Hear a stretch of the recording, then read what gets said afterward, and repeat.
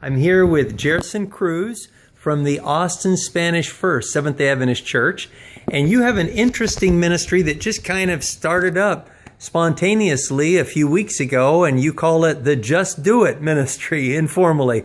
What happened? How did that come about, and what do you actually do?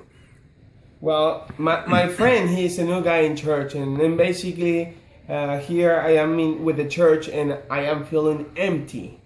And I say, well, I'm a Christian and I'm feeling empty. It doesn't make any sense. So this guy comes and says, Gerson, I'm going to go outside and we're going to go knocking on doors and praying with people.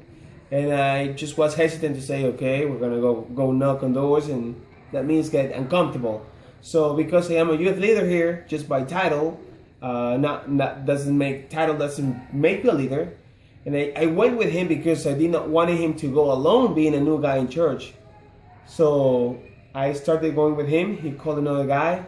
Then we started going together.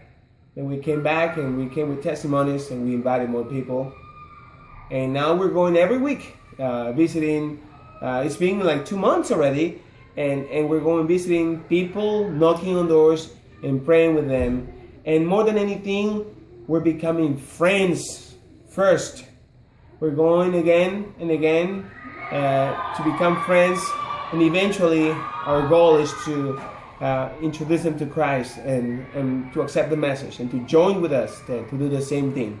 So when you go up to the door, what do you do first? Just ring the doorbell or knock?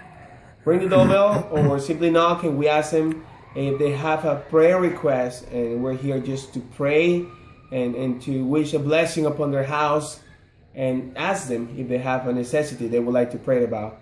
And then after we're done praying, we sing a hymn.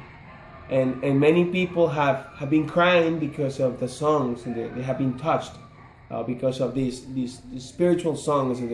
And you know what? If we don't go out, they will never be touched. And they're waiting for us. People don't want Jesus, but they need Jesus.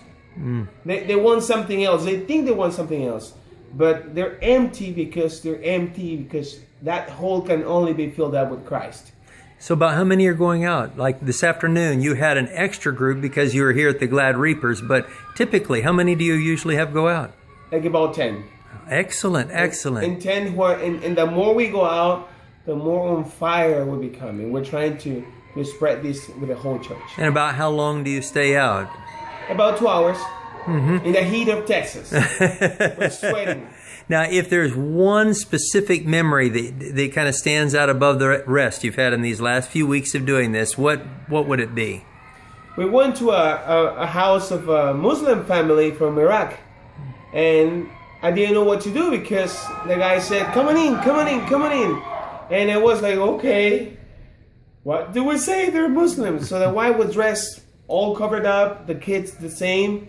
And the guy was an interpreter in Iraq. He's here as a refugee.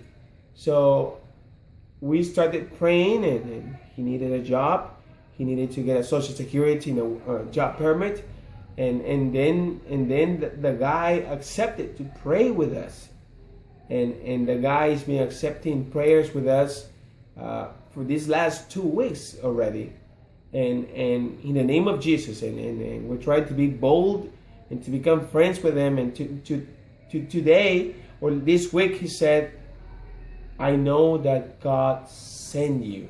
And it's touching because he just came a month ago to here, to Texas, to the USA, to a so-called Christian nation.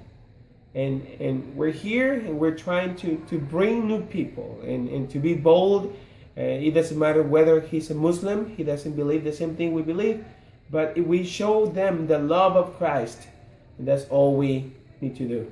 So if another youth leader or church leader was thinking, should we try this ministry, what would you tell them? Just do it.